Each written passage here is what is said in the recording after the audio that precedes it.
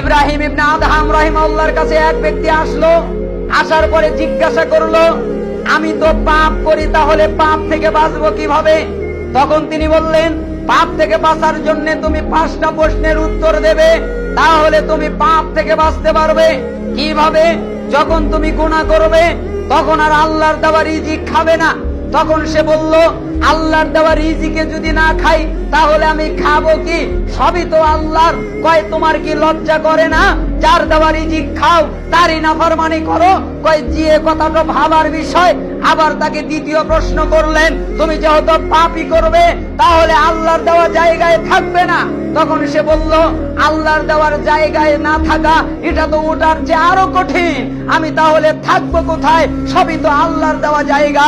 তখন বলল, তুমি আল্লাহর দেওয়ার জায়গায় থাকবে আর আল্লাহর জমিনেই তার পাপ করবে। তোমার কি লজ্জা করে না? 3 নাম্বার, তুমি এই কাজ করো না, তুমি পাপ করো, কিন্তু তোমার পাপ করার সময় আল্লাহ যেন তোমাকে না দেখে। এটা তো আরো কঠিন। এমন কোন জায়গা কি আছে যেই জায়গায় আল্লাহ আমাকে দেখবে না? তখন ওই সালাম ইব্রাহিম ইবনে আদহাম রেগে গেছেন লোকটার উপরে।